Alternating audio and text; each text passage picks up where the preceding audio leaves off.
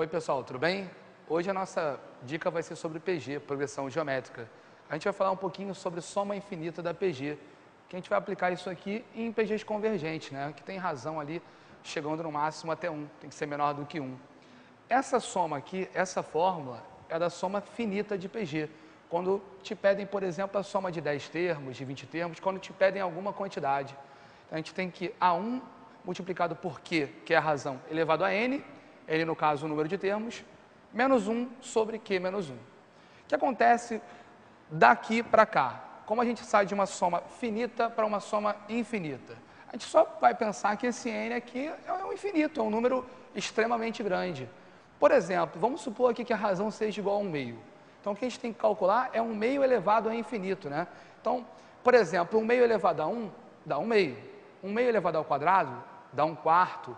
1 meio ao cubo dá 1 oitavo e por aí vai. O que a gente vai reparando? Que conforme a gente vai aumentando esse expoente aqui, o resultado cada vez é menor.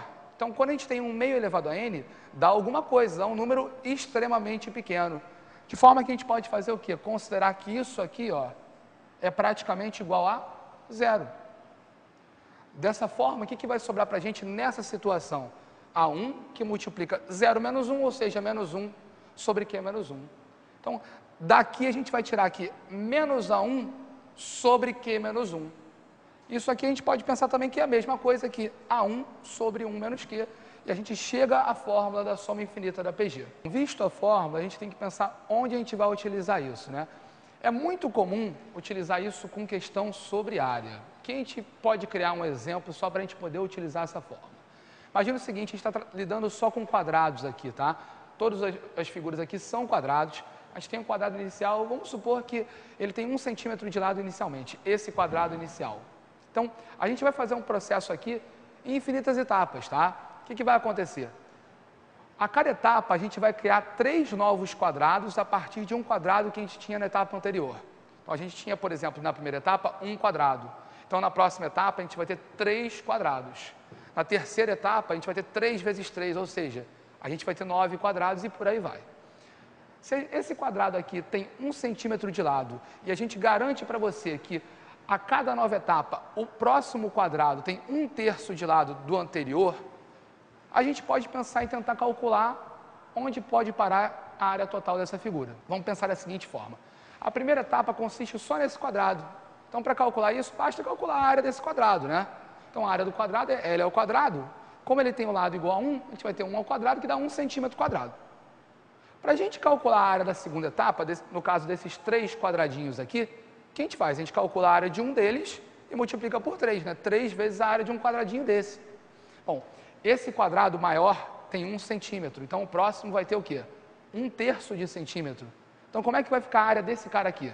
1/3 ao quadrado. Como são 3, o que a gente vai fazer?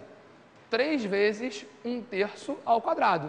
Então, na segunda etapa, a área que a gente cria é de 1/3 de centímetros quadrados. Vamos para a próxima etapa para a gente entender isso um pouco melhor. Na próxima etapa, a gente vinha de 3 quadrados anteriores, então para cada um deles a gente cria mais 3. Então, 3 vezes 3, a gente chega ó, a 9 quadradinhos nessa terceira etapa. Então, calculando a área deles, como é que a gente vai calcular isso? Qual vai ser o lado dele? Vai ser 1/3 do anterior. Bom, lembra, o anterior tinha 1/3 de centímetro. Então, 1/3 de 1/3, esse quadradinho aqui vai ter 1/9 de centímetro. Então, como é que eu vou calcular essa área? Um quadradinho desse tem 1/9 ao quadrado. Quantos são? Bom, se são 9, a gente pode pensar que eu vou ter 9 vezes 1/9 ao quadrado. Então, na terceira etapa, a área criada é de 1 sobre 9, 1/9 centímetros quadrados. Então, vamos parar e analisar um pouco. Como é que a gente vai calcular a área total disso aqui? A gente pode pegar a área criada a cada etapa e ir somando, né? Na primeira etapa a gente teve 1, na segunda etapa a gente teve 1/3, na terceira etapa a gente teve 1/9 e isso vai continuar indefinidamente. Essa sequência formada aqui, ó, dá para reparar numa boa. Daqui para cá, o que aconteceu? A gente multiplicou por 1/3.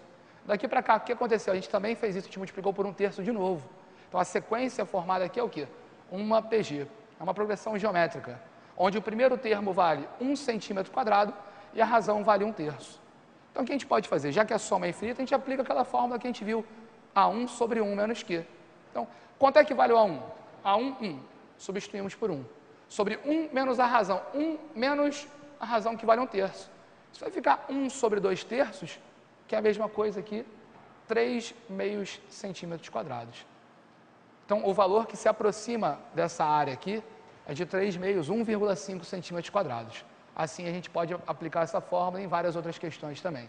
Obrigado pela atenção e até mais.